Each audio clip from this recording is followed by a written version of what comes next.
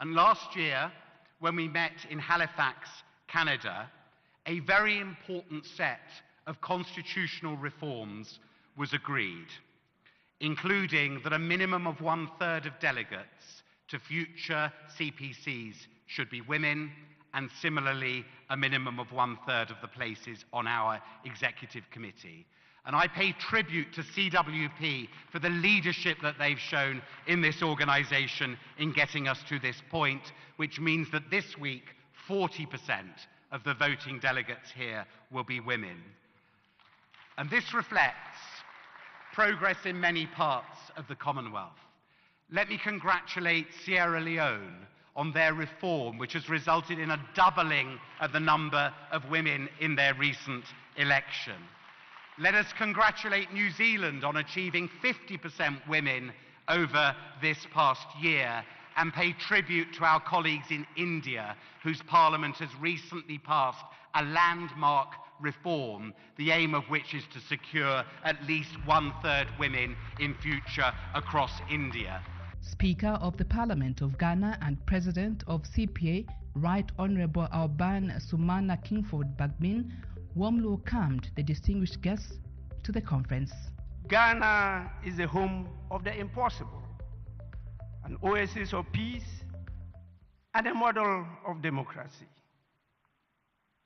As President of the Commonwealth Parliamentary Association and Speaker of the Parliament of Ghana, I, on behalf of the members of the CPA and the Parliament and people of Ghana, warmly once again welcome you all to Ghana, the gateway to West Africa, to the epoch-making 66th CPC of the great Commonwealth parliamentary family.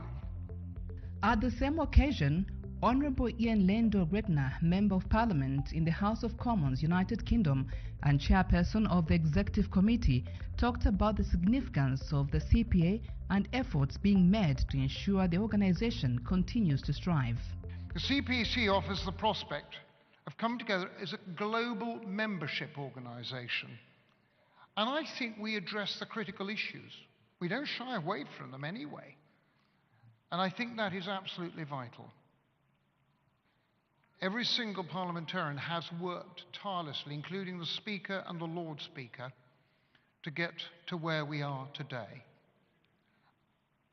We are assured that when the King comes to address the House of Lords and Commons in a couple of weeks' time, there will be legislation in the King's speech to take the status issue forward.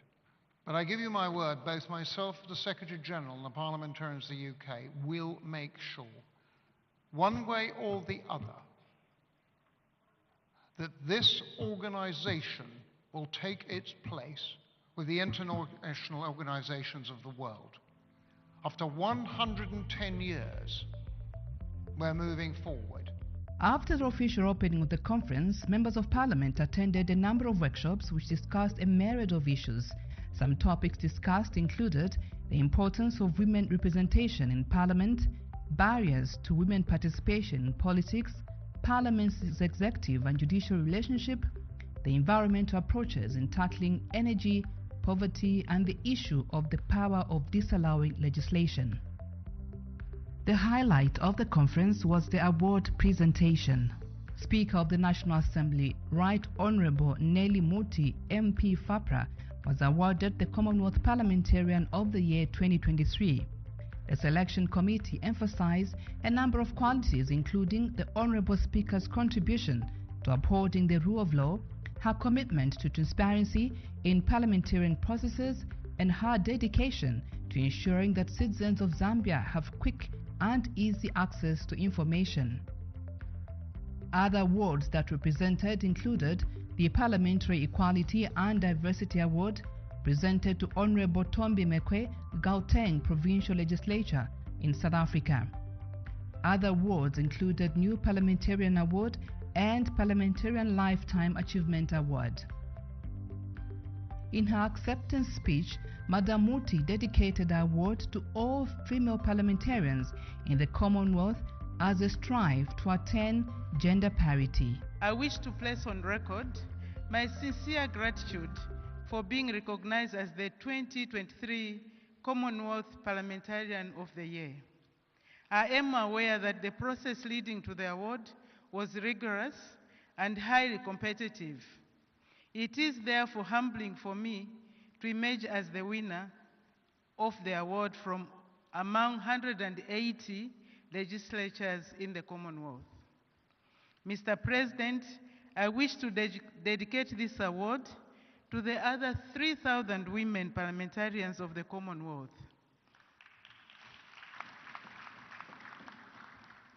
As we strive to collectively to change the narrative in our parliaments by ensuring that course for gender parity is attended in all our national and subnational legislatures. Our efforts should be anchored on ensuring that proportional representation and other forms of affirmative action, such as the quota system for women representation, are enshrined in our national constitutions. Mr. President, in order to achieve this desire, our male counterparts are key in this process.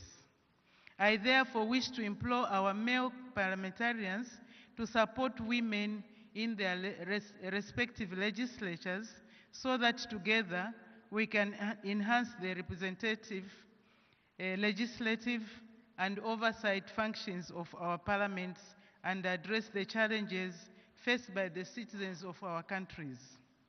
Before I conclude, let me also congratulate the other parliamentarians that have been awarded in the various categories.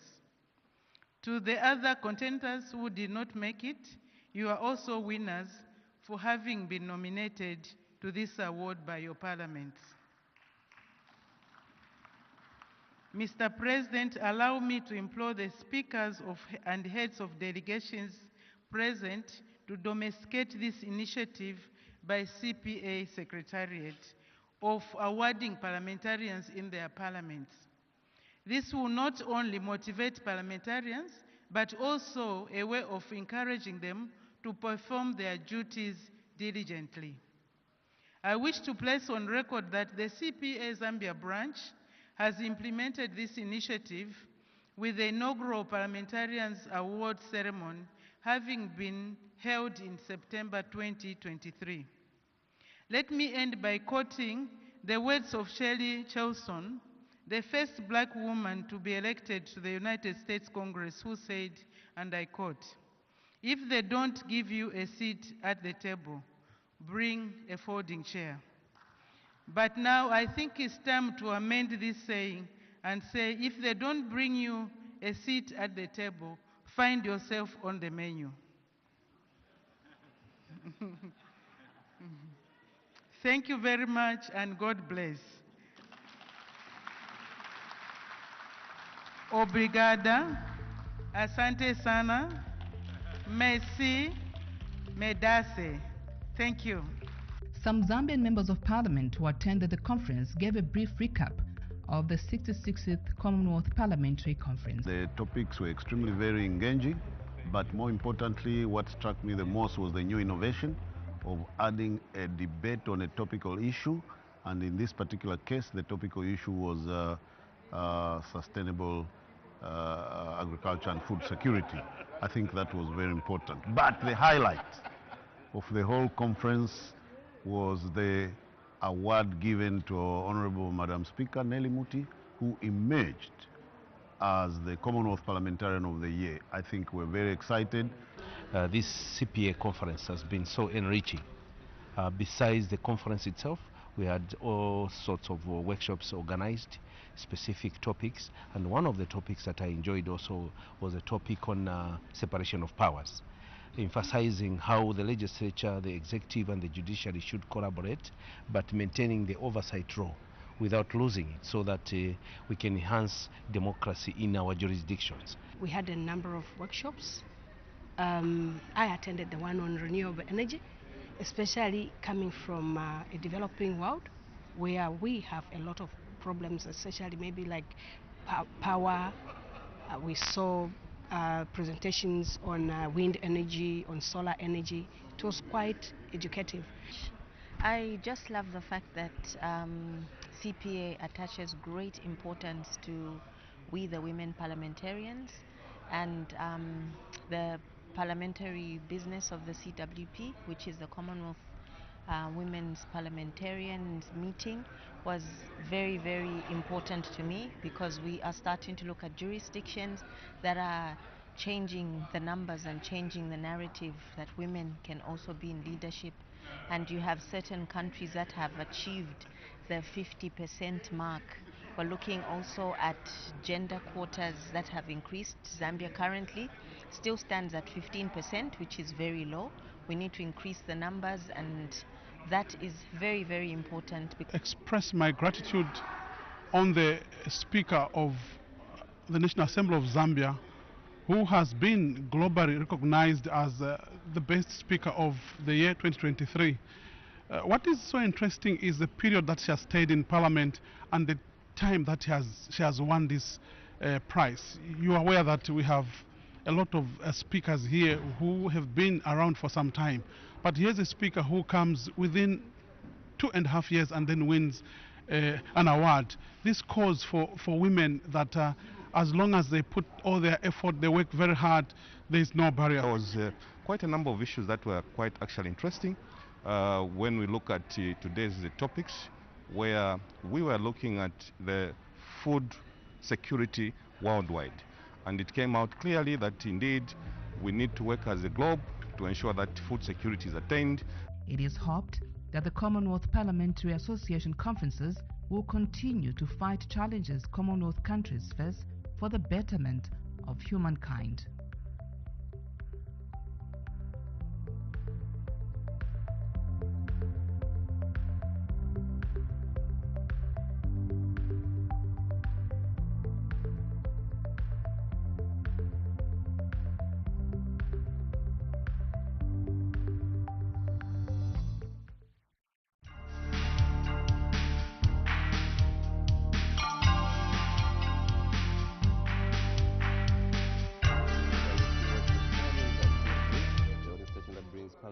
Closer to you.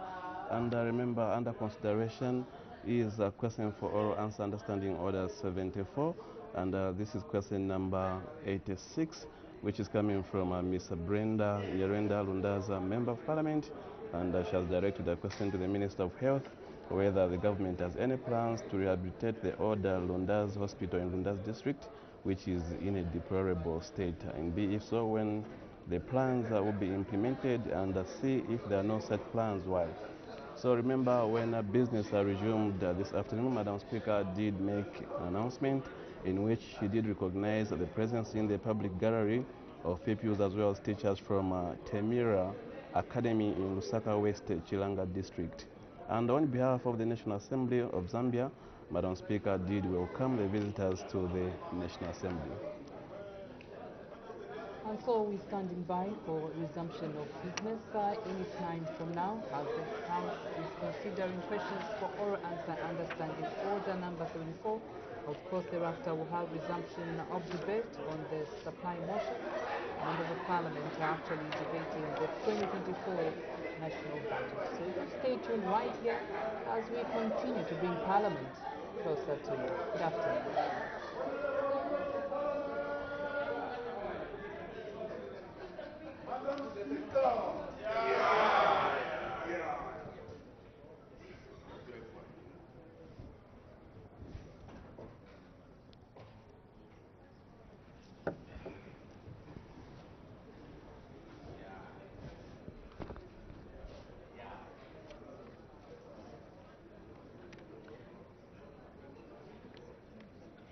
Live pictures are coming your way here on Parliament Television. As soon as the quorum is formed, business will resume. 1/3 of members of Parliament need to be present in the House in order for business to be transacted.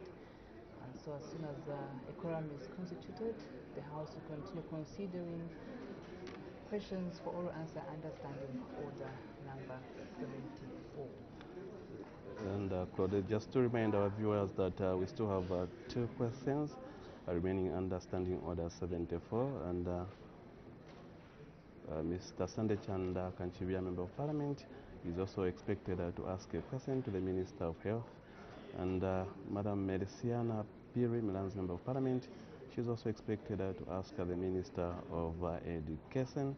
She wants to find out whether the government has any plans to construct the following infrastructure at the new upgraded Umozi Senior Secondary School in Milan's parliamentary constituency. Maybe if so, when the plans will be implemented. So thereafter, we expect the House to resume debate on the motion of supply, which was moved on 29th of September 2023 by Finance and National Planning Minister Dr. Stumbeko Musokotwane.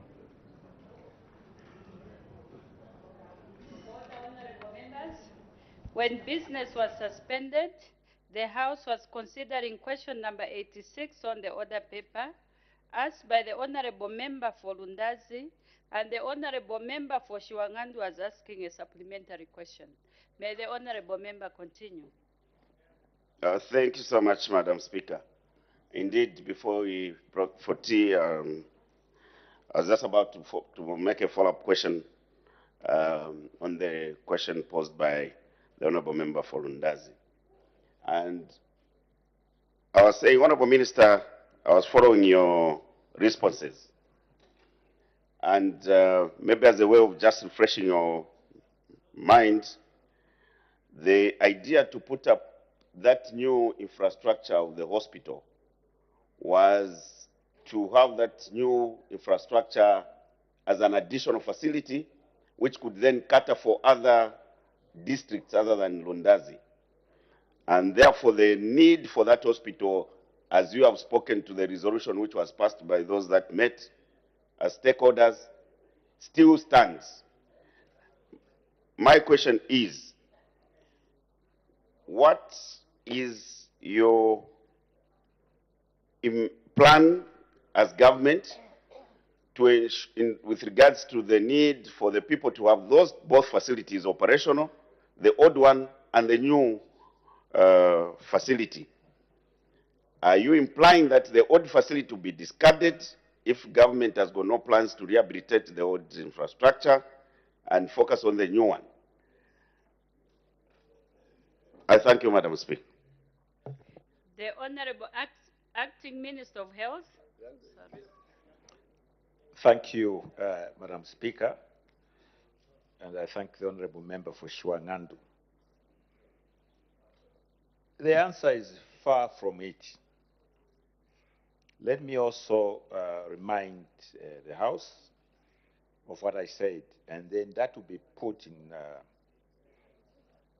view of what plans. The question was, do we have plans? And we have often stated that we are a methodical government.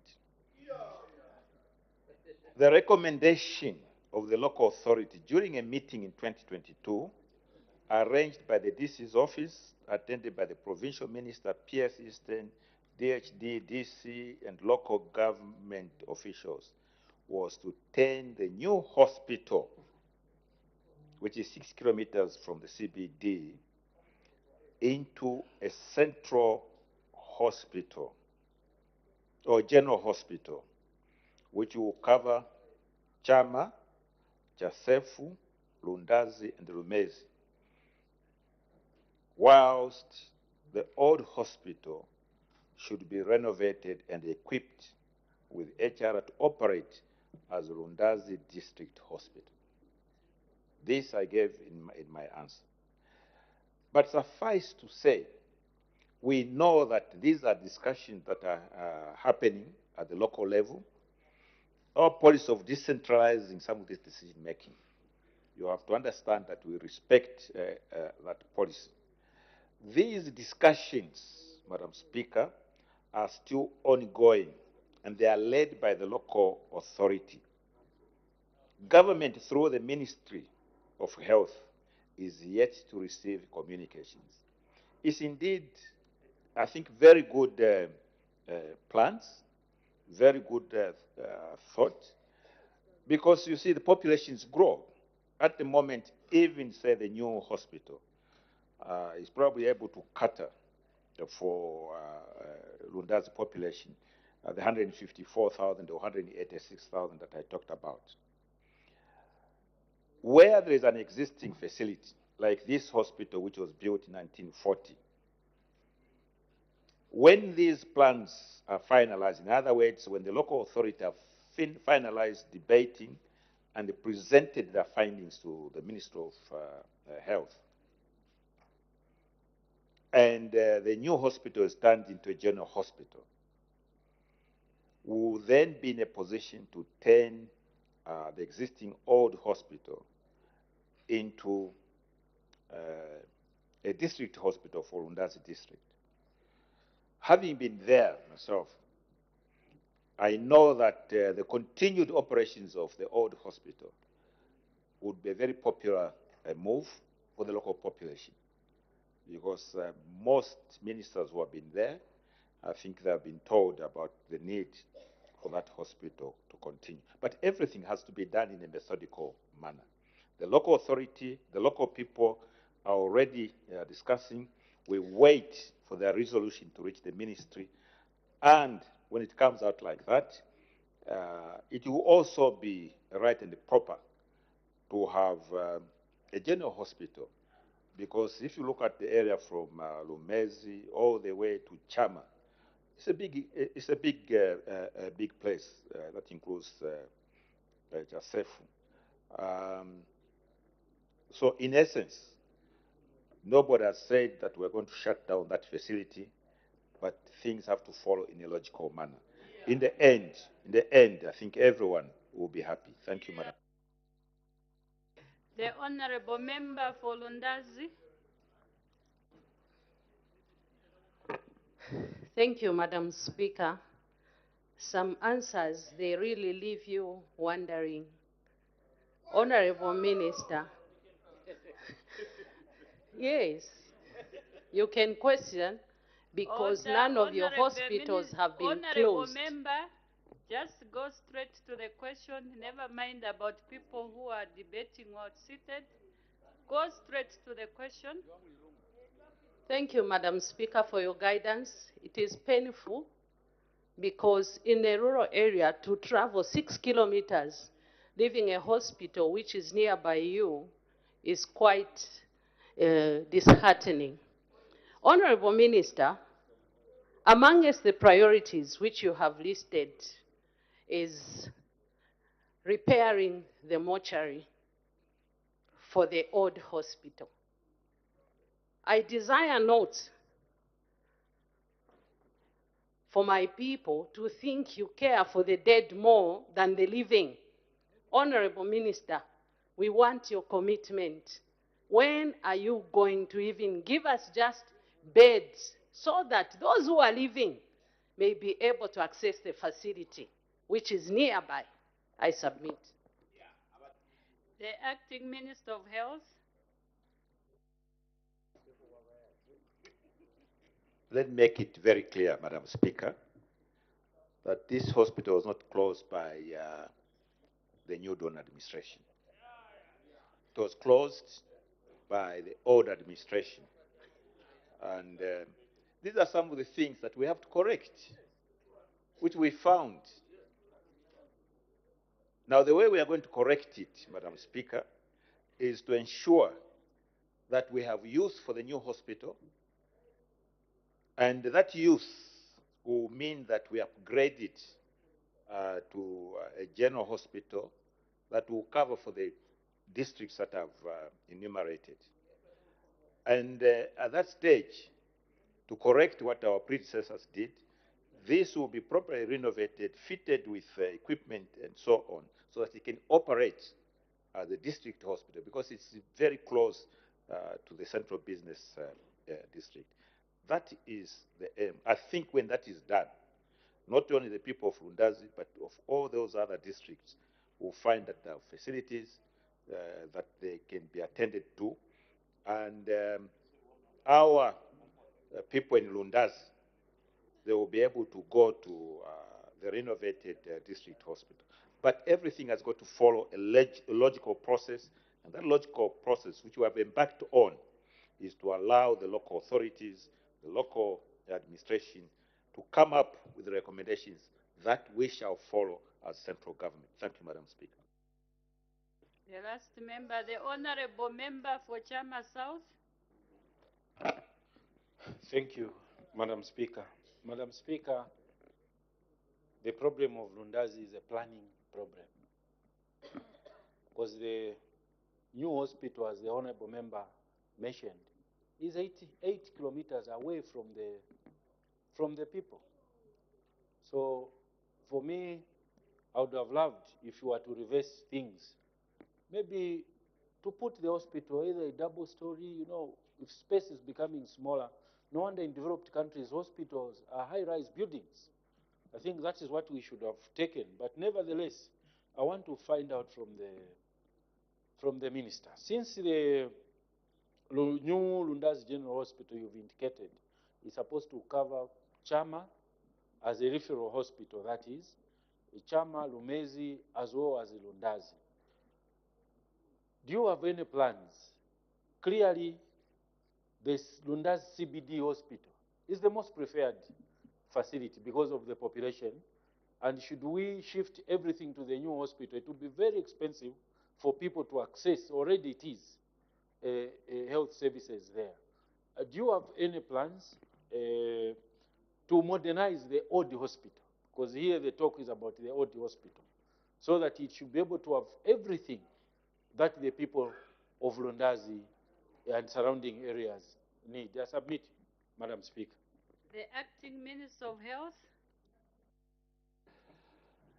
The new hospital, Madam Speaker, is on the southern side of Lundazi, towards Lumezi. And they're right, others say 6 kilometers, others say 8 kilometers. And in the rural area, that's a long distance. Okay. It was not the New Dawn administration that placed that hospital in that location. We found it placed by a government that was there before us. Okay. But we take responsibility. We campaigned on the basis of we are going to correct that which has gone wrong. And this is one of those things. But the process is we have to allow the local people to participate in the decision making. And that is why this meeting was called, and all those involved were there. From what I can see, Madam Speaker, the conclusion of this, the way the direction is going, is they will come back and say that must be renovated and that must be turned into a district hospital for Lundazi. That renovation is to ensure that it properly fits the status of a district hospital will then be determined at that particular time. How soon that will be done is dependent upon how quickly the local people who are attending this matter can come back to government with a recommendation. And we are waiting for that. The question as to whether this New Dawn government cares more about dead people than living people, I think that is an unnecessary question, because mortuaries are also an important aspect of looking after our population, especially when they're in distressed circumstances, when they lose their relatives and so on. Wherever in hospitals mortuaries don't work, it creates chaos for the community. So I think both are part and parcel of providing health facilities to our population. Both are important, Madam Speaker. I thank you. Thank you. Next question. The Honorable Member for Kanchivia. Question number 87, Madam Speaker. The Acting Minister of Health.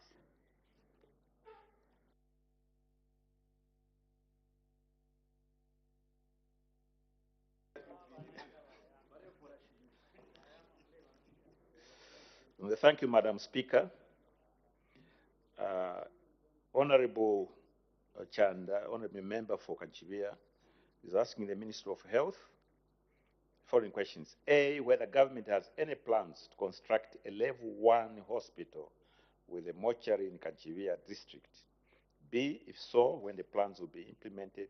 C, what the total estimated cost is, and D, if there are no such plans, why? Our responses, Madam Speaker, government has plans to construct level 1 hospitals in all districts that do not have a level 1 hospital, including Kanchivia District Hospital, Kanchivia District. However, due to limited fiscal space, the construction is being implemented in a phased approach. B, Madam Speaker, government intends to continue constructing new district hospitals after completing the construction of the ongoing 36 district hospitals countrywide. The construction of the 36 district hospitals is expected to be completed by 2024. The number of district hospitals to be constructed in 2025 will depend on the amount of funds that will be provided for this purpose. And C, Madam Speaker, the total estimated cost of the level 1 hospital will be known when the successful bidders have been awarded. D, Madam Speaker, as stated earlier, government has plans to construct district hospitals in districts that do not have first-level hospitals. Therefore, part D of the question falls off. Madam Speaker, I thank you. Supplementary questions. The Honourable Member for Kanchivia. Madam Speaker, I thank you, and I thank the Honourable Minister for his response. Madam Speaker, what we did ask was a constituency-based question. I'm mindful that the Minister has expanded his response to other newly created districts, whose parameters on the ground might be different from Kanchivia. With your indulgence, Madam Speaker, allow me to state that the expected women of childbearing age and expected pregnancies stands at 27,079 in Kanchivia and 6,647 respectively. What this does, Madam Speaker, is that it constitutes a special population that requires quick and adequate health service delivery package. Where we are standing, Madam Speaker, the closest first-level hospital is 135 kilometers from Kanchivia in another district called Pika District, Michael Chilufesata Hospital. The referrals, Madam Speaker, put a lot of pressure, and I'm coming to my question, Madam Speaker. The referrals put a lot of pressure on the district health administration, and as they have to rush critical cases 135 kilometers away, and sometimes it's in the nights and some areas are impassable. With a district that has 488 road network, which is not in which we're working on. Honorable Minister, in terms of a sense of urgency, what sense of urgency is attached to us in Kanchivia, especially that we're a district, we have to manage these distances when our people fall ill? I thank you, Madam Speaker. The Acting Minister of Health. Madam Speaker, I fully understand the concern raised by the Honourable Member for Kanchivia. He represents Kanchivia constituency, which is Kanchivia district. My answer was to put everything in perspective as to what is happening. Currently, government is constructing 30 level 1 district hospitals. But with respect to Muchinga province, which is where Kanchivia is, which has 8 districts, there are 3 districts that do not have level 1 hospitals. That is Kanchivia itself, Lavushmanda, and the Shiwangandu. So we understand that. But there's a process. Government is constructing the 30, and then there will be another number that will follow this 30. And I urge the Honourable Member to engage with the Ministry to ensure that the numbers that he has given in terms of distance to Michael Chilufesata General Hospital is so that in terms of priority setting, Kanchivia then can be considered. However, Madam Speaker, the number of facilities, health facilities in Kanchivia is as follows. Mini hospitals is 4, rural health centers is 7, health posts is 16, with making a total health facilities of 27.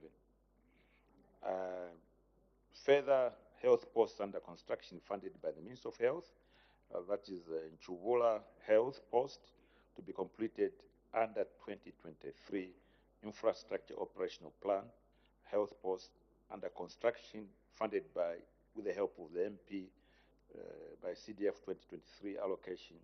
This is at Mulima, Lumbatwa, and the Kate Island health posts. Maternity annex under construction funded by CDF, again, with the help of the MP, is Chikakala Rural Health Center. Facilities, maternity wings is 11 over 27, mother shelters 727, running water 427, national grid connections 827. All this is in Kanchivia. Facilities connected solar power 1727. But I do understand, his concern that in spite of all this, what is needed, because of the vast distances associated with Kanchivia, in the district hospital. As of now, there are those 30 that we're doing across the country. Within Muchinga, there are still 3 districts that are not covered. And these, we should make provision, or we should make discussions with the Ministry of Health to ensure that in terms of priority setting, some of these can be considered in the next phase. Because this is a continuous process, Madam Speaker, until all districts have level 1 hospitals. Thank you, Madam Speaker. The Honorable Member for Kanchivia. Thank you, Madam Speaker. Madam Speaker, I should have conveyed my condolences to the substantive minister in the first place on the loss of the brother. And I think we'll engage her once she's back at the office. Thank you. Thank you. We can make progress. Next question, the Honorable Member for Milanzi. Thank you, Madam Speaker. Question 88. The Honorable Minister of Education. Thank you, Madam Speaker. Ms. M. Piri Milanzi, to ask the Minister of Education, A, whether the government has any plans to construct the following infrastructure at the newly upgraded Umozi Senior Secondary School in the Milanzi Parliamentary Constituency. Teachers' houses, additional classroom blocks, and science laboratory. And B, if so, when the plans will be implemented. Madam Speaker, I wish to inform the House that A, government has plans to construct the teachers' houses, additional classroom blocks, and a science laboratory at the newly upgraded Umozi Senior Secondary School in Milanzi Parliamentary Constituency.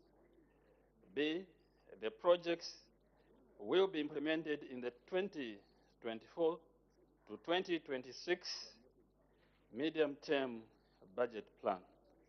Madam Speaker, I thank you. Supplementary questions?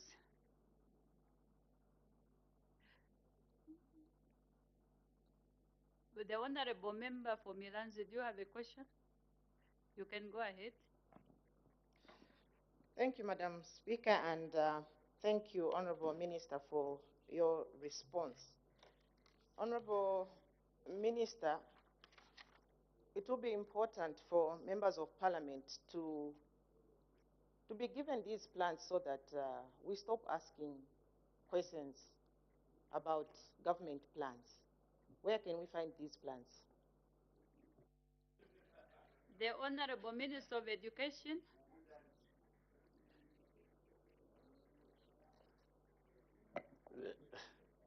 then if we give you plans, you stop asking.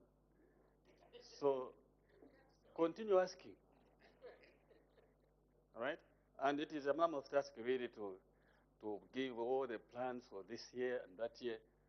But like I said, plans are there. I'm sure you are happy. Thank you.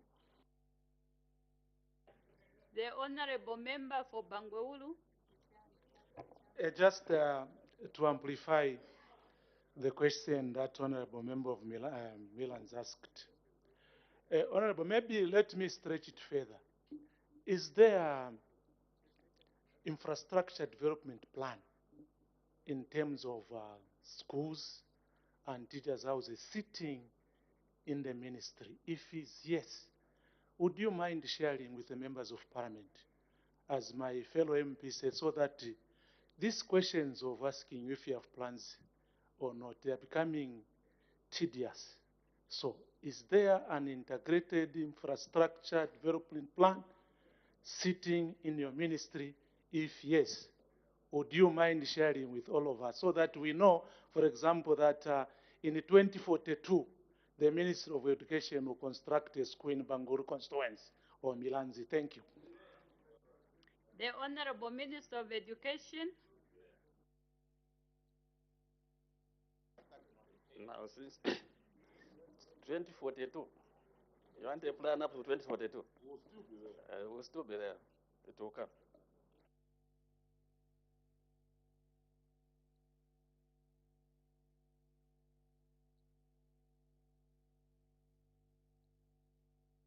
Member for Shiwangandu and the Honorable Member for Kapisa. Madam Speaker, the reason why we pose questions to our honorable colleagues in the executive is to get responses on behalf of the people we represent. And therefore, it's important that we get responses that are thorough and clear. The question which was posed to the Honorable Minister of Education was, when and where would one get these plans? And is it possible for the Honorable Minister to share with honorable members, both on your right and left, some of these plans so that the honorable members can stop posing more or less like the same questions? So the question still, Honorable Minister, is where and when can we have these plans available to us? Be as thorough as you can, not the way you shorten your responses like a catapult. Order, Honorable Member.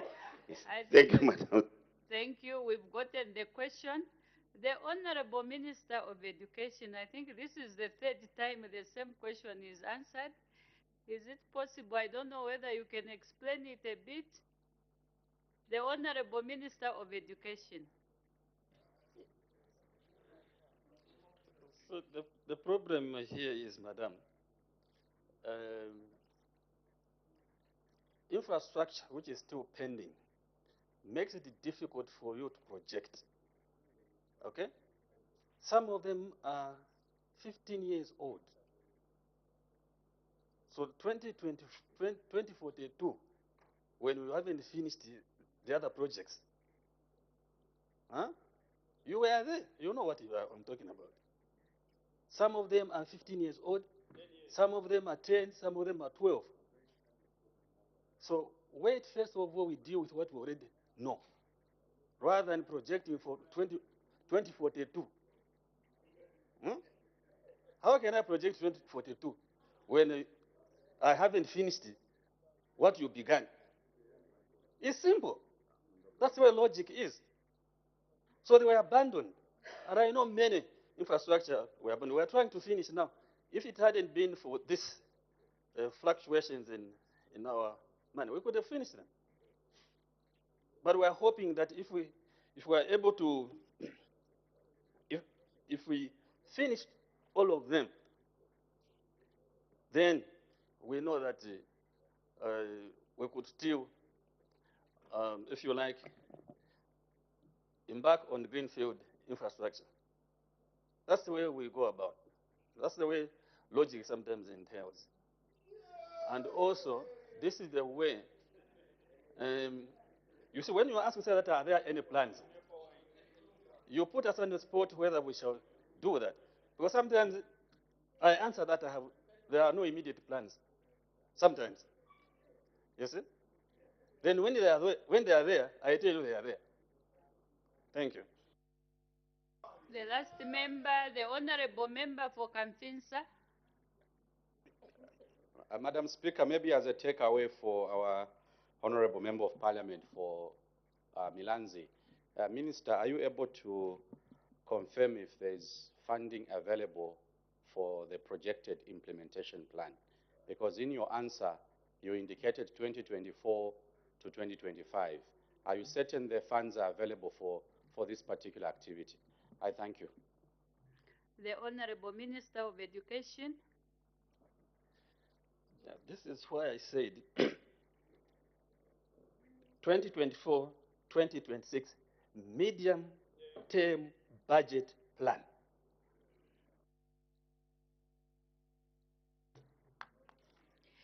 The clerk will now read the order of the day.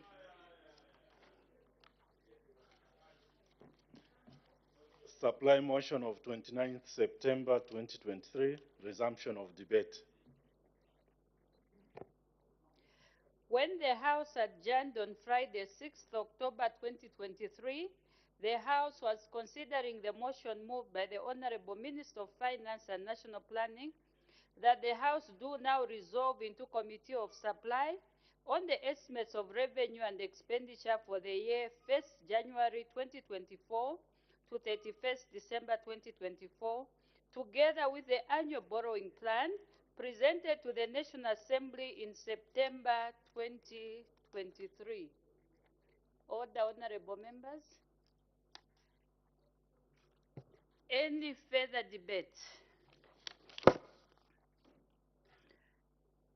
The honorable member for Nakonde.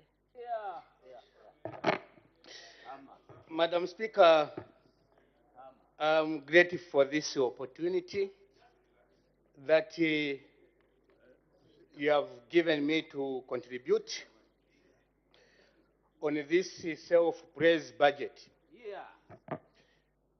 Madam Speaker, this budget, which doesn't give the reality on the ground.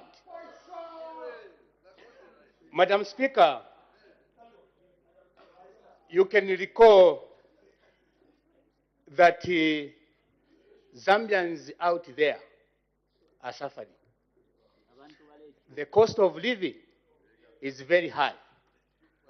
And the people of Nakonde were expecting that the minister is coming up with this budget so that he can give the solutions to the Zambian people. What did we see, Madam Speaker? We saw the self-praise. Madam Speaker, today, people are buying meal at 350 kwacha. Madam Speaker, today, people are buying meal in Chilabombwe using PES law. Madam Speaker, UPND has got two slogans. The first slogan is Bali will fix it. The second slogan is Zambia forward. Today, Madam Speaker, you cannot ask anyone to say Zambia forward because it has diminished on the lips of the Zambian people because of the sufferings. Madam Speaker, the Zambian people now, they have developed another slogan which was launched in the presence of the Minister of Water in Kalikiriki, Kodi Njala. Madam Speaker. Order, honorable member. Can we please take into consideration what was the content of the budget speech? Was listening to the honorable member for Nakonde, The same words and the same issues were raised in the presidential speech. Is it possible that we focus much as that was mentioned, but please let us be fair to our people from the constituencies so that we include as many issues from the budget speech that was presented to the House. Because if we just limit ourselves to the hunger, there are so many other areas that our people are waiting to hear from you being mentioned so that you can mention them on the floor of this House. The people are waiting to hear from you. Let's not dwell so much on the issues that, especially you, Honorable Member, you mentioned them in the presidential speech. So can we make progress taking into consideration the content of the budget speech? Madam You Speaker, may continue. the Zambian people were hoping that this budget, the Minister of Finance, will introduce some subsidy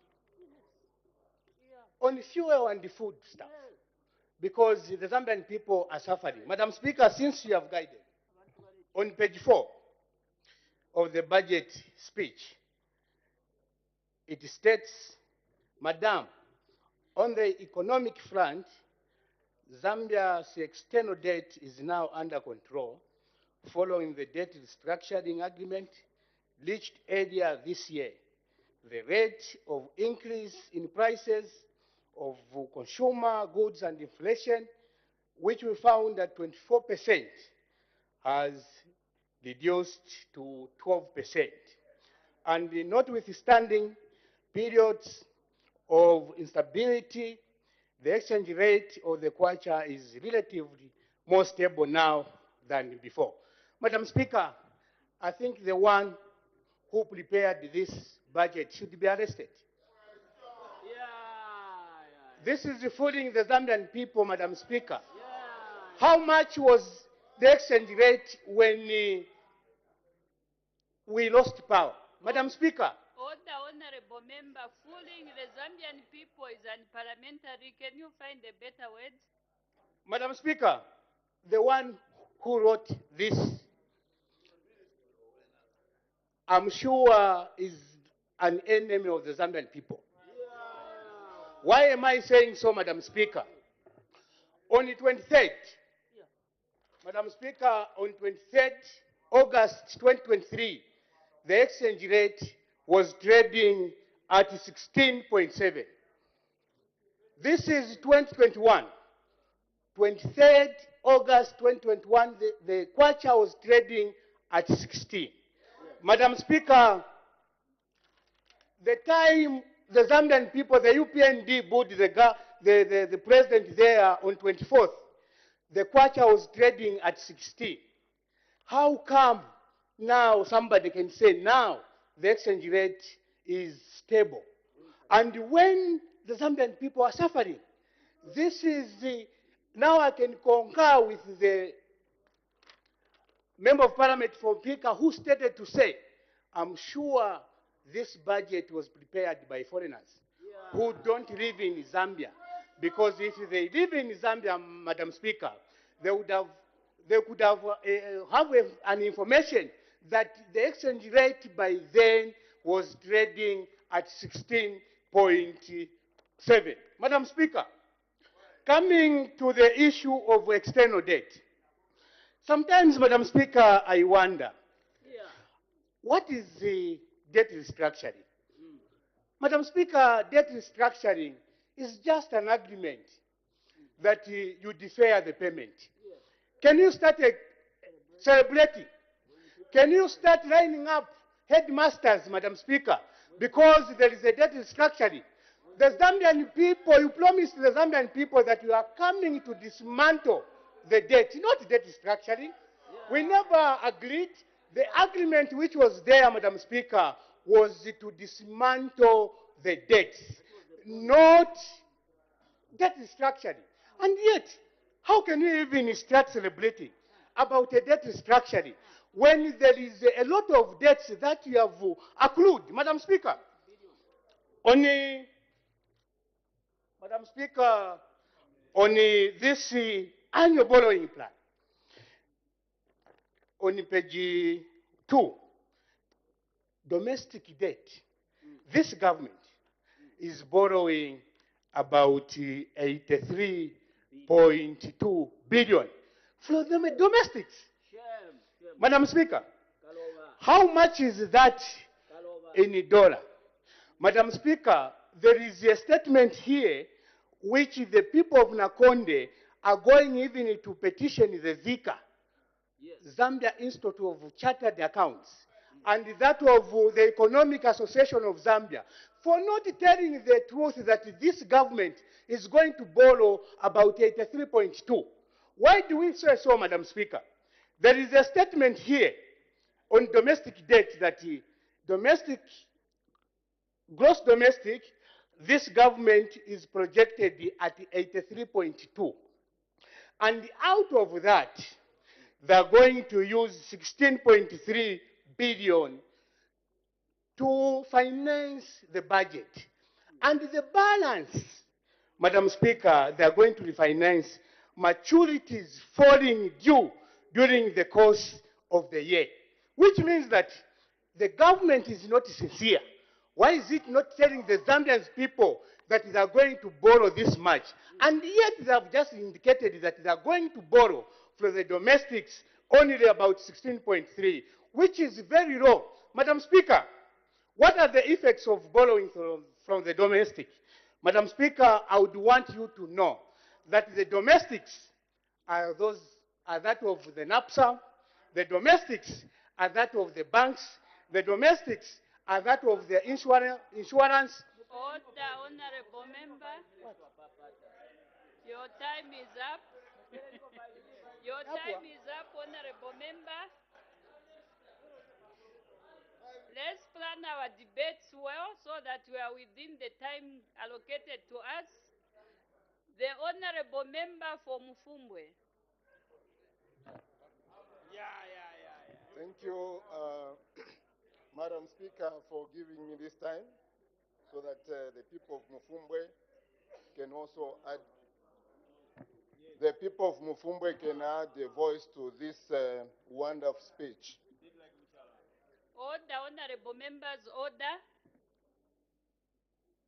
You may continue, honorable Madam member. Speaker, first of all, I would like to send a message of condolences to our dear sister and Honorable Masevo for the passing on of the brother. We say sorry for that, and we just ask God to give her strength. And secondly, I would also like to congratulate Madam Speaker for the award that she received. I think this is worth noting, and Zambians, we should learn to celebrate our own people when they do a good thing. Madam Speaker, today I didn't want to become political in my debate. However, sometimes we are forced to answer. I want to debate today that I've been a member of parliament for more than 7 years now. We've seen actually so many budgets coming in and coming out. From the previous government, we've seen how many assurances were assured to the people of Zambia, and 3/4 were not even honored. But this time around, I want to speak for the people of Mufumbwe, that the people of Mufumbwe are very happy with this budget. And the people of Mufumbwe are very happy that the president took over power and we are able to see development in Mufumbwe. I want to confirm and affirm that all the years that I've been a member of parliament, what has happened in Mufumbwe, we have never seen it before. And we shall not sit here and agree with people that don't want to appreciate actually CDF. That is not fair. We were here when some people were telling us that losing an election is very painful. Yes, it was very painful. And we managed to endure for so many years. They should also try to endure the same way we did it.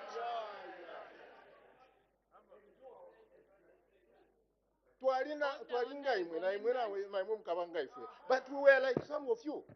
And that is how today we are here. And also, the honorable member for Mufumbwe. Please don't throw away the budget speech. Okay, thank you. Just you make Thank use you. of the speech as you are debating. Thank you very much, Madam Speaker. I concur with you. I want to agree with the budget under the Ministry of Agriculture. We've been told actually, and we agree that the maize price has gone up. Also, we agree that the minimum is up. But the people of Mufumbe want to tell this House that they are actually very happy that the price of maize has been increased. And I'm going actually to show this because of the increment of maize. And Mufumbe, you know very well, Madam Speaker, we are producers actually of maize. How can we be happy to be producing for people that are lazy, who don't want actually to grow maize? The people of Mufumbe are saying the price is okay. And even the measures that have been put in place by the Minister of Agriculture, or what you want to say to the Minister of Agriculture, the measures that you have put in place, let them be actualized so that the price of minimum will go down. And we believe that it is going to be like that. But to start talking about maize, this is the time now the Zambians should start also having even a garden, even a one lima, so that we can also complement to government efforts. But now, to say this, I want to say we need more fertilizer indeed. I would agree with them. We need more fertilizer. Like in Mufumbwe, because of the price of maize, which has gone up, we have got more than 28,000 farmers that want to go into farming. However, only 60,500 are going to benefit from the FISIP. This is going to be a very big problem. But I want to agree with you that the measures that you have put in place so that the farmers can get some farm inputs, those are good. And please do that, and we are going to appreciate. And I'm sure even our colleagues are going to appreciate, because if we increase production, that is what is going to minimize or reduce the price of minimum. Also, this year around, we don't want our people to go and ask for, to go and buy maize and then they are sent back. Because this is one of the measures that we have put in place that will be selling maize from FRA so that our farmers or our people can go and get the minimum and have cheap minimum. So that is actually commendable. Now, we want also to appreciate that the credit window that has been provided should be maintained. That is what is going to help the people of Mufumbe. The people of Mufumbe also, they are very happy that Ministry of Mines is also going to do the exploration. Indeed, this one actually is a matter of urgency. We can't allow a situation whereby we have got a lot of minerals and then people just discover them. And we are living in a house where we don't even know what we have. After the 52% of what we know about our minerals, I think that actually doesn't create a good picture. We are appealing that this should be done immediately so that the monies that have been put there, they can do the exploration so that we can do more exploration in Mufumbwe, especially Kalengwa mine, so that we discover the new minerals which are there. Now, I also want to talk about actually the CDF. The CDF indeed is a game changer. When we are campaigning, the president told us actually, you are no longer going to continue funding projects. Indeed, actually, this one has come to fruition. We are no longer funding projects. In Mufumbwe, Madam Speaker, through you, we have managed to purchase a tipper, a grader, and also some other equipment. What does this mean? This means that now we can work on our roads and feederals within Mufumbwe and not actually even asking actually the government. What else have we done in Mufumbwe?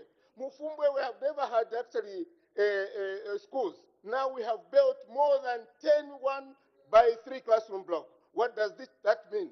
Mufumbwe is very vast, and people are not even going to school. Indeed, this is what we wanted. That firm, what he said, one of my brothers said that, no, Barry is fixing it. Yes, indeed, he is fixing it. In Mufumbo, actually, we are able to appreciate Barry because now we have schools. And then, in terms of rural connectivity, we have been told that there is some more money here, which is going to be given actually to those rural areas. We would like to see the road from Samujimu up to Mushima there to be completed. We also, in fact, we are also happy with the government saying that they are going to complete the boarding secondary schools, which were abandoned. I don't know by who, but you know yourselves. This time around, we want Mufumbwe Secondary School to be completed because this is what we want as people of Mufumbwe. Also, we have got actually the clinic or the hospital coming to the front row. You passed in between the person debating and myself. Okay.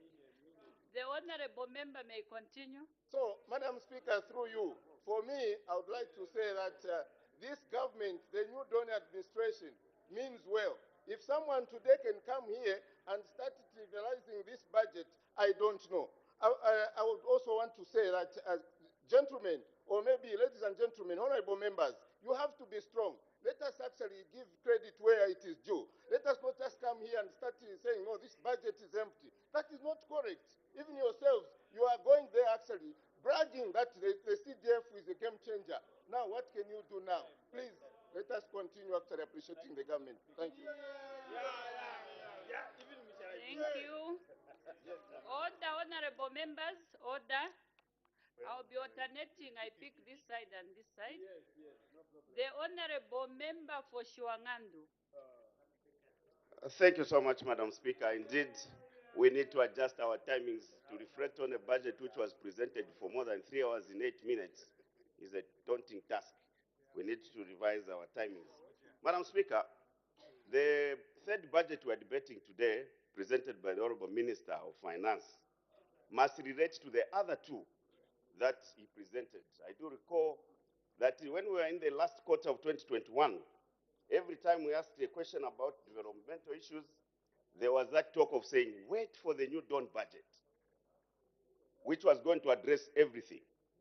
And indeed, the minister came very ambitious to this August House and presented his budget, which he anchored on the theme, growth, jobs, taking development closer to the people. This budget, Madam Speaker, jumped from the 2021 budget, which was about 120 billion, to the tune of 173 billion, representing 31.7% of the GDP. So the increment was about 50 billion plus. And the minister then did acknowledge, when he was talking about jobs, he also acknowledged that the numbers that I'm about to present, as I quote, clearly show that the domestic revenues we shall collect are not even enough to service debt and pay public sector salaries. What that simply means, Madam Speaker, is that even the budget that he brought, if we had to break it down into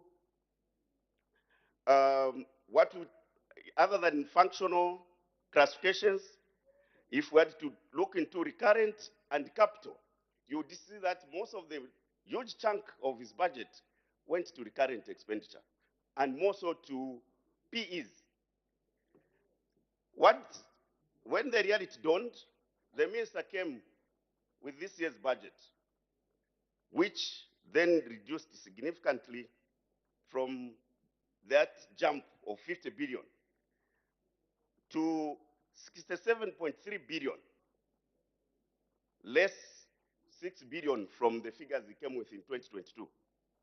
And if we had to ask the minister to give a complete analysis of what we have achieved in both fiscal years, you would realize the reason why he has come back with, he's now coming with a borrowing plan. Because really, there is no fiscal space for any capital expenditure in both 2022 and 2023, which we are implementing now.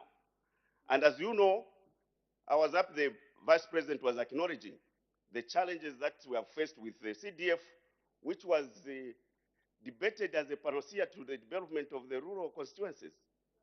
As we speak, the Vice President was acknowledging the challenges that we have faced in dispersing the funds.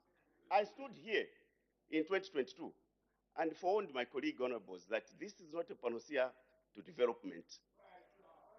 It's not a panacea to the implementation of the decentralization policy.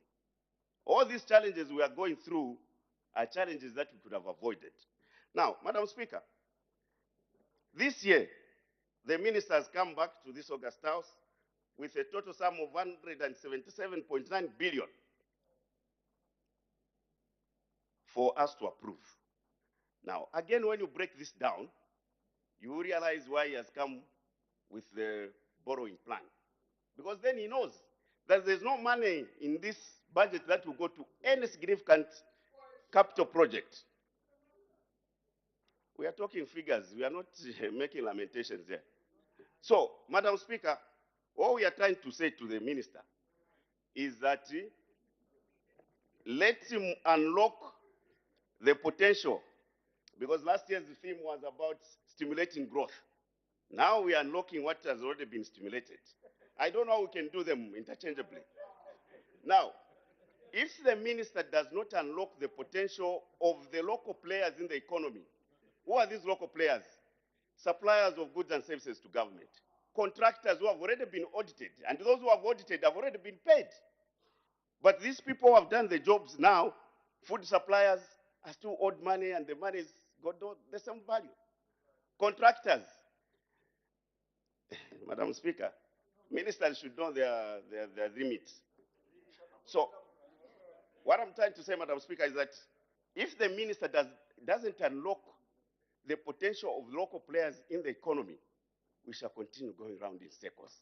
And that's the reason why he can even come here, instead of going to tax where it matters most. You want to tax the mobile money. If I'm sending 1,000 for my mother to buy fertilizer, that's what you want to tax. What are you unlocking? In the meantime, you have got all areas dotted, and the Minister of Mines here was telling us about how rich we are.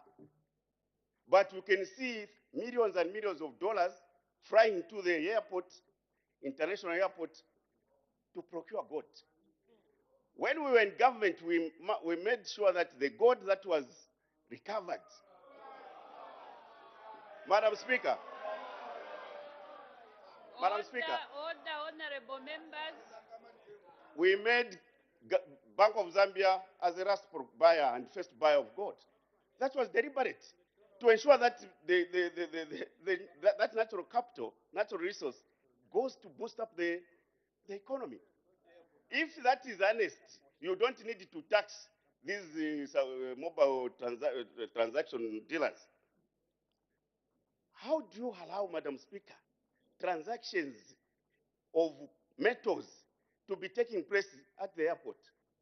Millions of dollars in an airplane. Order, honorable member, please, can you relate that to the budget? I'm talking about revenue mobilization for domestic. You have taken us to the airport, now we are going back to... Madam Speaker, these are leakages. Why we can't mobilize enough domestic revenue to service what we need to service. The highest expenditure we have, Madam Speaker, is PEs. And now it's even worse, because you can have 200 civil servants at the level of director, heaped at cabinet office, getting salaries and not doing anything. Other people are getting monies for the same positions. We have got now more than 20 PSs. I don't know if it's 20. Anyone who becomes irrelevant, you remove from a ministry and go and park at the cabinet. What that is doing is bloating the public expenditure for nothing. Peas. So I don't know how many special duties we are going to have. At the end of the day, Madam Speaker, if we don't unlock the potential in agriculture and implement sustainable policies that are predictable, we are not going to achieve food security. If we don't do, here we have lamented, Madam Speaker, that you cannot be reviewing prices of fuel every month. It had to take the president to respond to us when we have been discussing the same issues, that you cannot sustain an economy by reviewing prices of fuel every month when you are bringing in finished products. So let the minister do the right thing. And those of you who are consumers, we need to have capital expenditure budgets other than consumptive, Madam Speaker. I thank you. Thank you. The honorable member for Sinazongwe. Thank you so much, Madam Speaker, for having this time to say one or two words on the speech delivered by the Minister of Finance in this August House. Mine, Madam Speaker, is not confrontational, but just to look at exactly what the minister was trying to address. The theme was unlocking economic potential. Madam Speaker, you can only unlock that which is locked. I repeat, you can only unlock that which is locked. Meaning, the minister is looking at how we have fared or how we have moved from the time the New Dawn administration formed government. We found a huge debt where the Honorable Minister, including the President of the Republic of Zambia, admitted to say, indeed, Zambia was highly indebted. So they had to make sure that they do the restructuring, which was so successful. In unlocking the locked, Madam Speaker, it means Zambians have suffered. That is real. And the New Dawn administration does not hide from that fact. The president indicated to say, yes, the price of minimum is high. But what should we do as the government? We have to unlock the locked. Madam Speaker, so far what we have seen under the New Dawn administration, there has been continuity in trying to resolve Zambia's problems. Economic problems have been resolved in a smart manner. Fertilizer was being bought by farmers somewhere around 1,200 kwacha. But now, because of unlocking the locked, it is somewhere below 800 kwacha. Order, Honorable 650 kwacha. Order. I think the voices are becoming louder and louder. Can we please lower our voices so that we can get the debate for the Honorable Member for Sinazongwe? You may continue.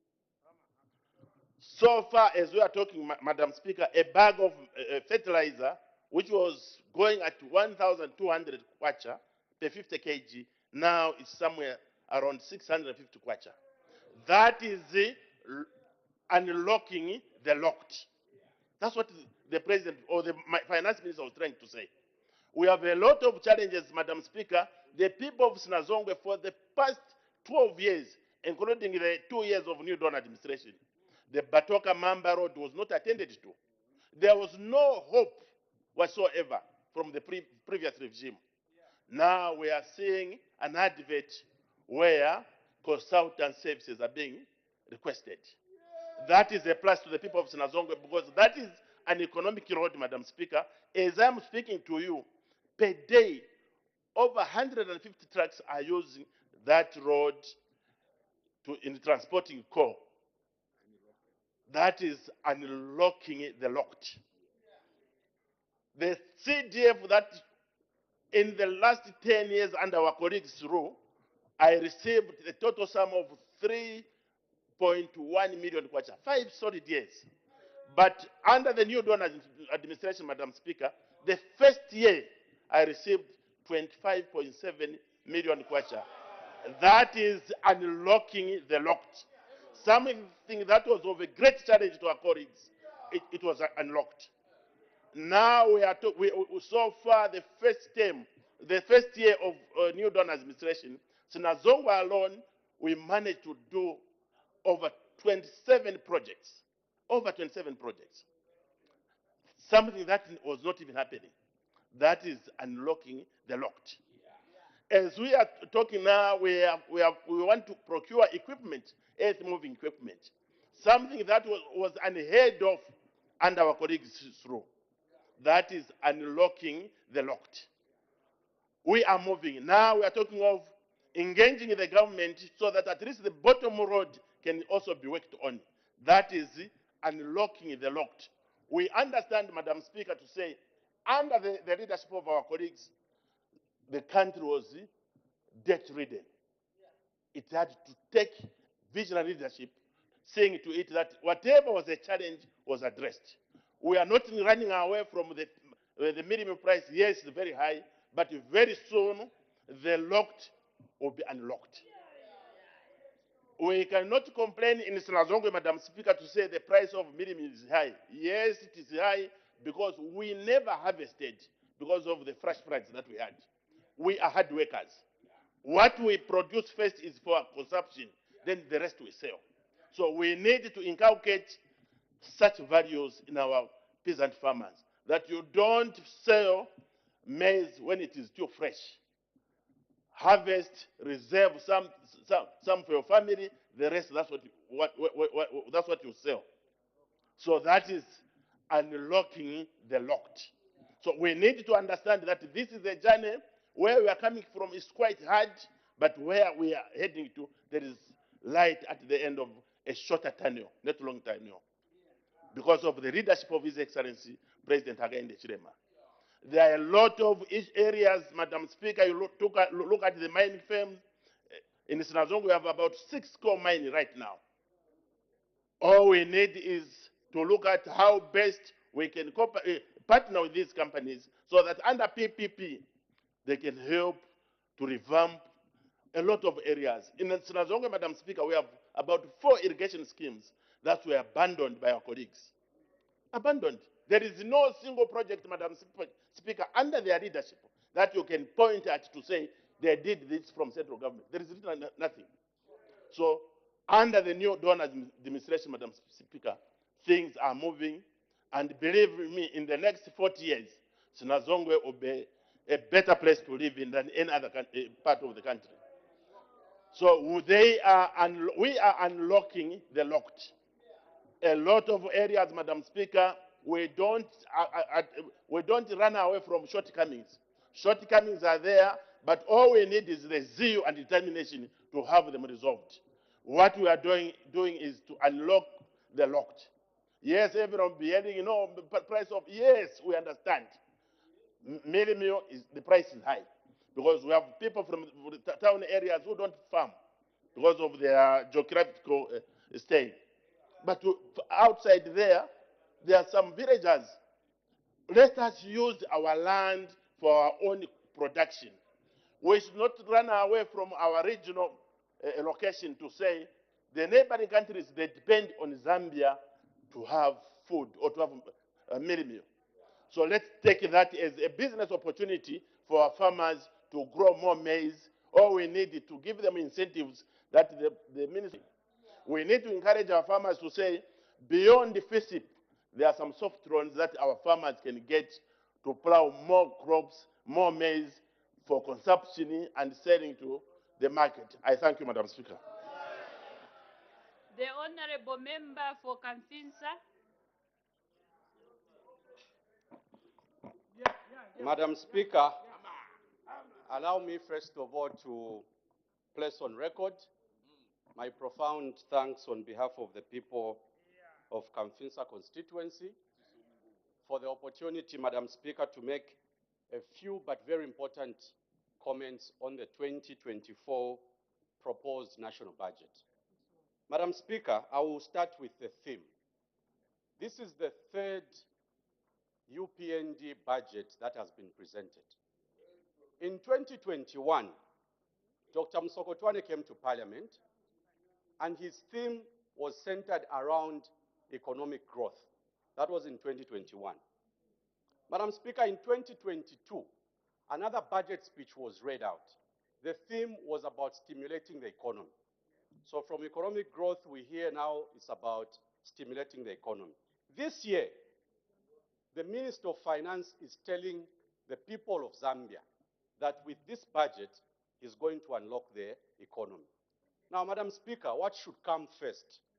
It's very important that we have this conversation, Madam Speaker, so that the listeners can follow the conversation. What should come first? Do you first grow the economy or you first unlock the economy? Madam Speaker, what should have happened in 2021? What should have happened in the first UPND speech was the theme that we are receiving this year.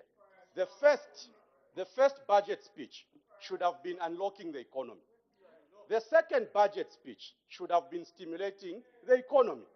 The third budget speech, which is this year's budget speech, should now be about growing the economy.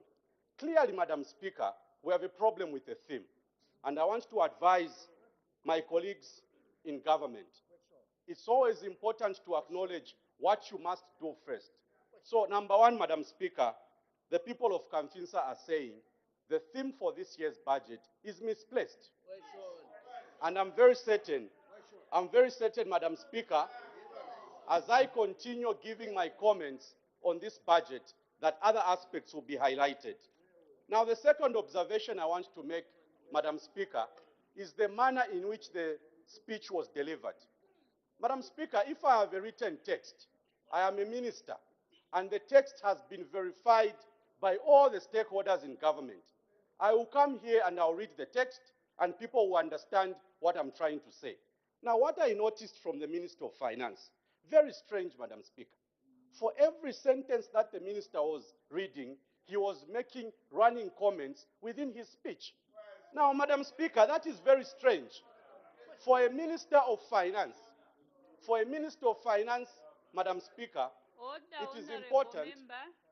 Order. I think at this moment, Honorable Member for Kamfinsa, we are not looking at how the minister came to the House, how he was delivering his speech. We are more interested to hear you debate the content of the budget speech.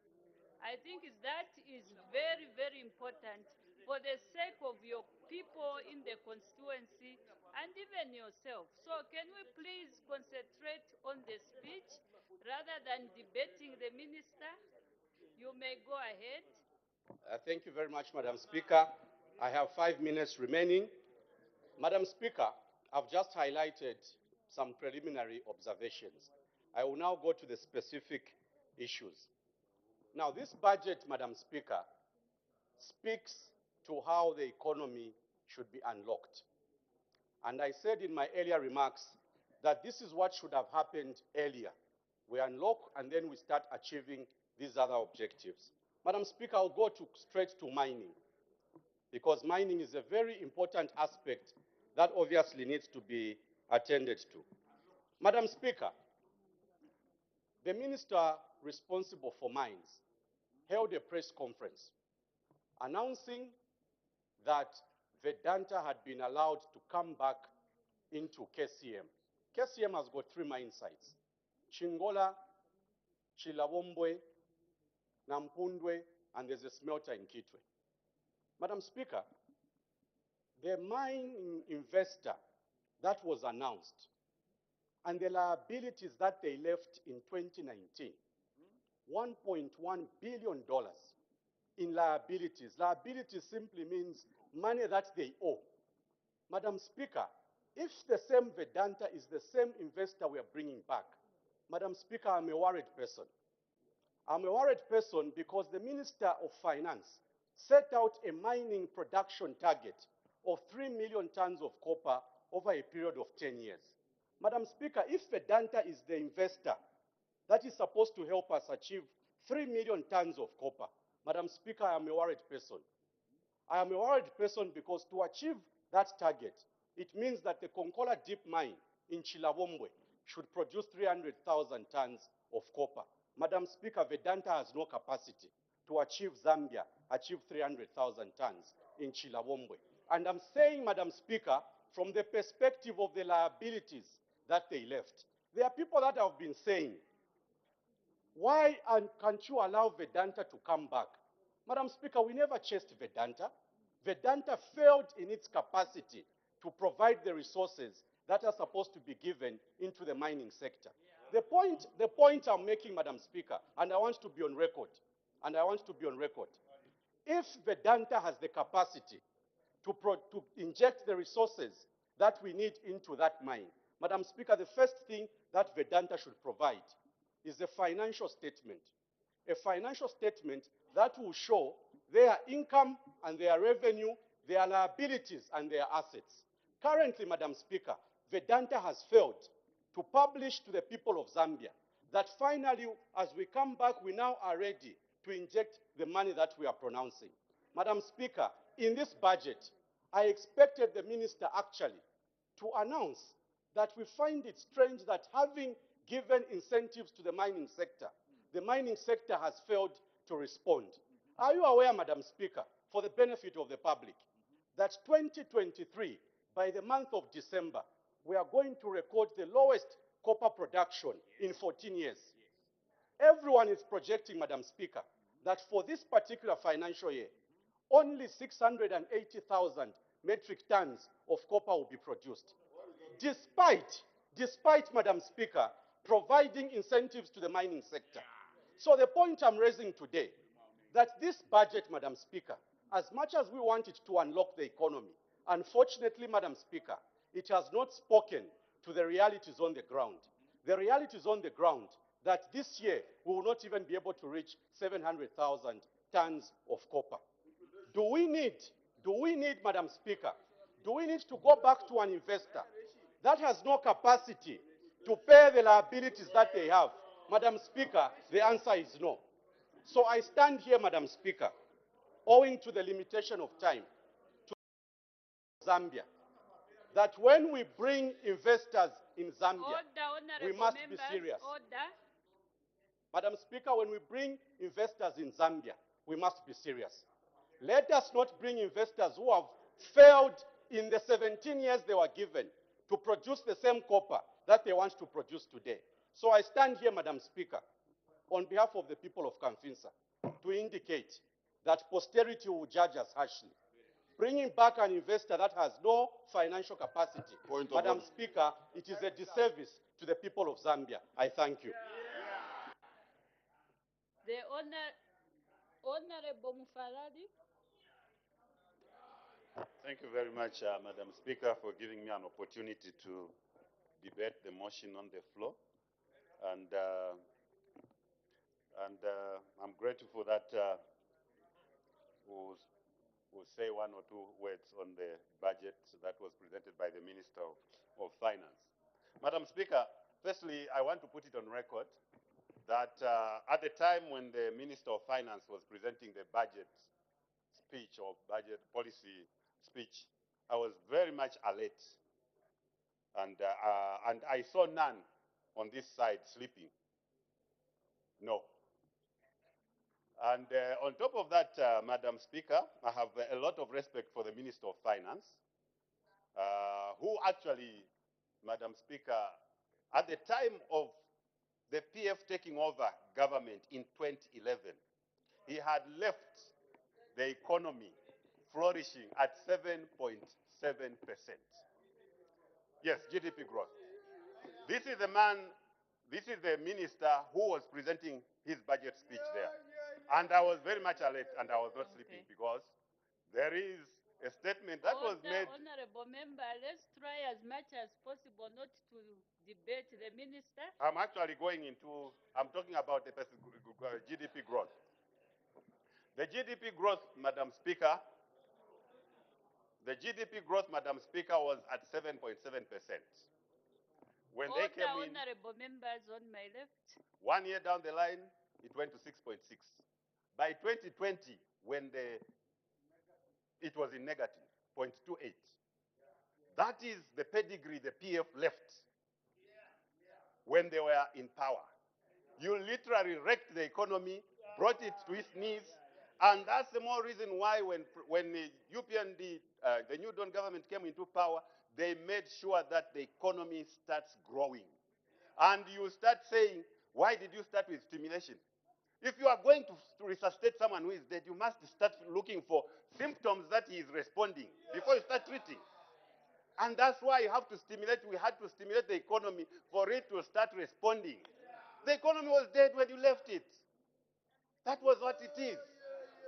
Many projects were stalled. Generation in Kasuel Lower Gorge, you had failed. 115 schools you could not complete. That's what you left, and that's what you are. Failing to complete projects. So, now, Madam Speaker, the budget speaks itself. And then into potential. There is one thing that needs to be done, tapping into the potential in order for this economy to start moving forward. What you did when you came in 2011, through 10 years, of your whatever. For the first time, Madam Speaker, we had a government that defaulted on a coupon. 2020, you defaulted because you had overborrowed. And Madam Speaker, even as we talk about overborrowing, and I'm on the budget, this is the budget. You overborrowed from 16% in 2011 of the GDP, 16%, 1/6 of the GDP. You overborrowed, you went up to 140% of the GDP. And you must come here and start telling us that you must subsidize this, you must start, the minimum must be cheap. How can the minimum be cheap when you wreck the economy? How? This is what they did. They wrecked the economy. You wrecked the economy, sir. You have forgotten. In case you have forgotten, my psychology lecturer is seated at the far end there. There is what they call gaslighting. You are not going to gaslight the Zambian people. Honorable Gaslighting comes in. There is a word that you used, rape the economy. Oh, sorry. Parliamentary. I said wrecked the economy. I said wrecked the economy. They wrecked the economy. Yes. They wrecked the economy. The PF wrecked the economy. And how they wrecked the economy, I was saying, Madam Speaker, that we have specialists in psychology in this house. The Minister of Education is a specialist in psychology. He taught me one thing. In psychology, there is what they call gaslighting. And this PF government, former government, or PF party, is trying to gaslight Zambian people. You know so well that you damage the economy, and you must come here and start telling the whole nation that, no, you must start subsidizing. How do you subsidize an economy that is failing? This is what you did. You want to pretend like everything was okay when you were there. You have forgotten that you wrecked the economy. The issue at hand. Order, honorable members, order. Just a simple guide to the member on the floor. Please don't move away from the budget speech. Always try to link it to whatever you are debating on the floor. Please link it to the budget speech. Because if you move away so much, then we are forgetting the budget speech. Thank you so much, Madam Speaker. I appreciate your guidance. Madam Speaker, when we look at the growth under the New Dawn government, it's projected at 4.8%. This is very good. This is what a working government does. Removing an economy from negative to positive, 4.8 is not a small thing. And with such a government, we must start ticking. That this is the government that is there for the people. In unlocking the potential of this nation, Madam Speaker, the 114 schools that they left unattended are being completed as we are talking right now. And that's a clear indication that you have a working government in place. Not where you fail you start projects and you are failing to complete them. Then you must come and start saying, no, we can do this and this. No, we did this. No, it doesn't work like that. The plan is very clear. Madam Speaker, before I sit down, I want to indicate that this is a progressive government. 443.5 million will be spent on dams, and the 6 will be for reconstruction or for renovating those which are in bad shape. That is tapping the economy, and that is unlocking the potential in the economy, because now those who have animals will start having enough water for their animals, for beef to be on the table. That's what it means to unlock the economy. Madam Speaker, as I conclude, I want to indicate that it's important for people to understand this budget and also understand what it means. There are some basic things that people need to understand. You cannot say they are going to borrow 83 billion. When you have a graph, a diagram, that indicates how much will be borrowed. For the whole budget, it's here. And then someone should stand and start saying the borrowing will be 83 million. It's not 83 million, it's here in black and white. Madam Speaker, Madam Speaker, Order. the graph, the diagram is here. We have it, the pie chart, which is showing what will be borrowed and what will be domestically and internationally. This is what it is. Now, for someone to stand us up and say, no, they are borrowing 83 billion, it's total fallacy. Order, It's not Honorable acceptable. Member. I submit, Madam Speaker. Your time is up. Honorable members, as we debate, I think there are two documents before us.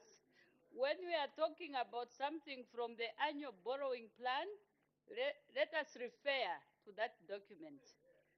Then the other issues on the speech, I think we have the budget speech before us. We can make progress. The Honorable Member for Kanchivia.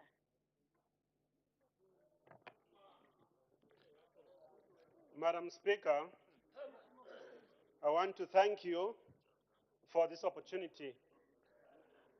The people of Petauke are very excited that I'm standing to speak.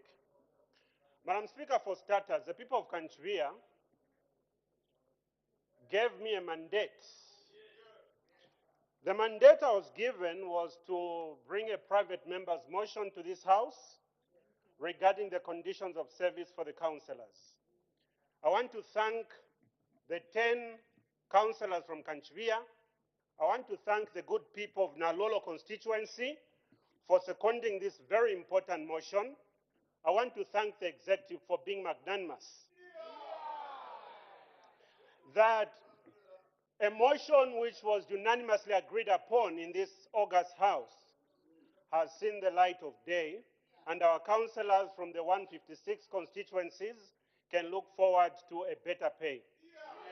Our call,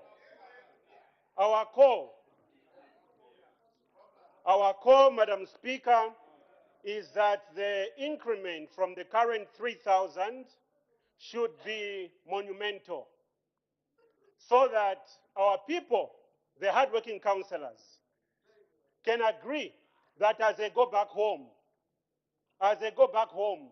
their labor is not in vain. Madam Speaker, I will speak again in the context of what the people of Kanchivia can understand.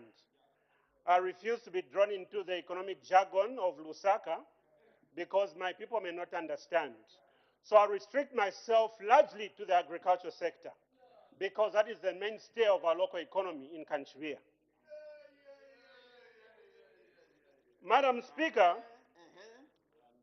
increased agricultural productivity is non-negotiable for those of us coming from rural areas. And we take particular interest in this particular sector. Madam Speaker, Kanchivia has about 25,000 farmers. Of the 25,000 farmers, only about 5,230 are on FISIP. Majority of our people are not on FISIP. What this does, Madam Speaker, is that we must generate options for those of our people who must tap into other opportunities. Finance is very important to support irrigation, to support mechanization. And Madam Speaker, I don't wish to be political, I want to be real because the people of Kanchivia are watching me right now. Kanchivia is a constituency that is given to vast water bodies, Madam Speaker. Irrespective of the vast water bodies Kanchivia is endowed with, our people are still accustomed to rainfall farming patterns. What we need is mechanization. Our clarion call to the Honorable Minister is that we want to know when the agriculture credit window is going to open up. Because that is what the 25,000 farmers from Kanchivia have asked me to do this afternoon. We want to know when is it coming on board and how is it going to be rolled out. The other issue, Madam Speaker, the people of Kanchivia have been very clear on the aspect that we have remained maize-centric as a country. We have remained maize-centric as a country. we have an opportunity, Madam Speaker, to summon our collective wisdom in this house, a house of solutions, for us to move from the monocrop and begin to diversify in line with our food and nutrition policy as a country. Madam Speaker, what this entails is that before a crop we call maize was introduced in Zambia, in the 1930s, our people had crops. But we have moved from there, and for years that have passed, the Ministry of Agriculture can in fact be said to be the Ministry of Maize. We must rethink the maize-centric approach and policy that we've taken with regard to agriculture. Our people are ready. Our people are ready. The 25,000 farmers in Kanchibi are ready to diversify. Order, honorable members, order. The good people of Kanchibi are listening. Can we give him chance? You may continue, honorable member. Thank you so much, Madam Speaker. Madam Speaker, we have a climate that can grow almost anything. Kanchibi provides you with about 3 different terrains. We can grow wheat, we can grow sorghum, we can grow millet, and many other crops. Again, our clarion call to government and to the ministry is that can we have a policy, and we'll be bringing a private member's motion, Honorable Minister, to address how we can shift from the maize-centric approach that we've taken since times immemorial as a country. Madam Speaker, I wish to report back on the topic of CDF and to report that for a constituency like Anchivia, and the people are watching me, we have said for the Constituency Development Fund, it is working for us. But this does not mean that we do not have to go on perfecting the model.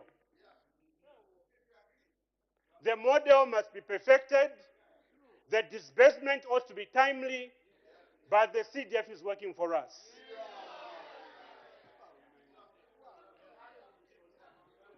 Mr. Speaker, Madam Speaker,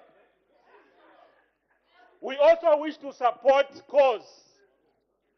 We wish to support cause that the country, under the energy sector, the country reverts back to the 3 months fuel price review system.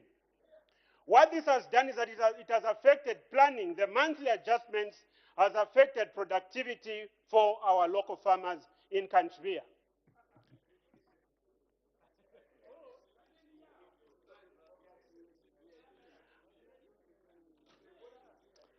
Madam Speaker, we wish to place on record yet again that when it comes to educational facilities, we are doing what we can, but we're also appealing to government that the completion of incomplete structures ought to be done. Shewa Shimfwamba, Kopa Day, Kabinga Day, John Mubanga, and Luchembe Day Secondary School. Once this is done, our people can be said to have a situation where our people can go to school. So as it is, we must cure the problem of weekly borders because of what our children, especially the girl child, are being exposed to. Madam Speaker, with these few words, I want to thank the people of Kanchibi who've given me an opportunity to represent them in this house. Thank you so much. Thank you. The independents, we would have liked to hear your voice. We hope you continue, you debate tomorrow. Your voice is very important. The honorable member for Pemba.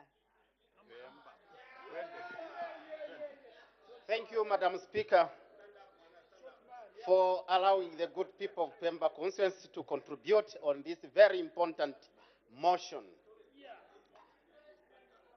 Madam Speaker, the budget presented on this floor brought joy and hope to the good people of Pemba constituency. Madam Speaker, the good people of Pemba constituency are so happy with this budget. Madam Speaker, the CDF is no longer. Honorable members, order. Honorable Chonde. Order. You may continue, Honorable Member for Pemba. Thank you, Madam Speaker. The issue of CDF being a game changer is no longer debatable. And I'm happy that we all agree that the CDF is changing the lives of people. I'm happy, Madam Speaker, to inform this August House that over 400 pupils in Pemba are being supported by the government through CDF. The free education, Madam Speaker, is working. Madam Speaker, we are talking of a girl child who was married off because the parents didn't manage to pay for school fees. Today, this child, Madam Speaker, is in class. Madam Speaker, we are talking of the young boys and girls whose future was almost destroyed under PF. Today, these children are in class. Madam Speaker, free education is working. I'm proud to inform this August House, Madam Speaker, that 1,880 pupils who were learning under trees and to some extent crowded in one classroom. Today, these children, we have provided classroom space. CDF is working and it's really a game changer. Madam Speaker, over 5,400 pupils who were sitting on the floor while attending classes during the PF government. Today, these children, we have provided desks and they are actually attending classes in a conducive environment.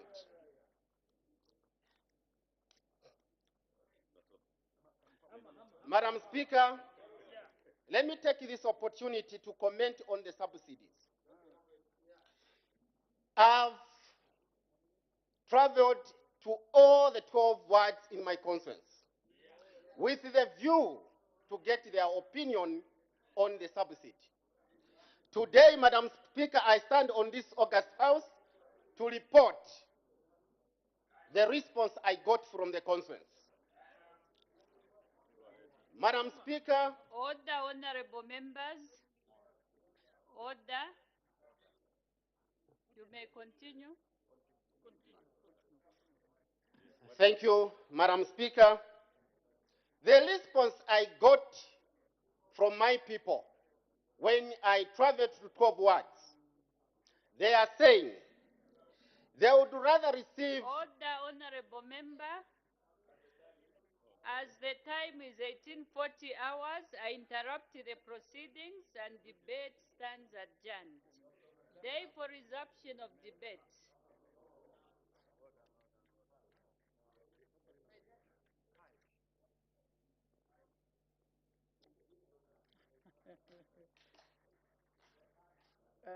Tomorrow, madam.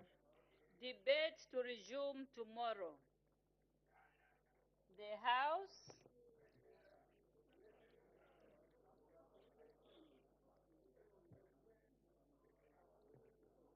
Order, honorable members. The House is now adjourned.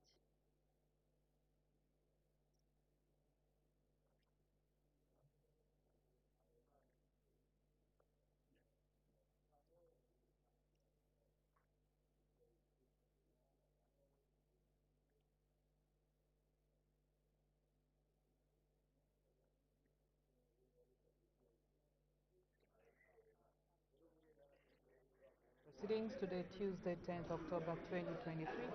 Time now to look at business that was conducted on the floor of the House. We did have an announcement by Madam Speaker. She did recognize the presence in the public gallery of pupils as well as teachers from Temira Academy in Lusaka West, Chilanga District. On behalf of the National Assembly of Zambia, Madam Speaker warmly welcomed the visitors. Yes, indeed, and the House went on to consider concerns under Standing Order 76. So we had two persons Understanding Order 76. These are questions of urgent nature. And the first question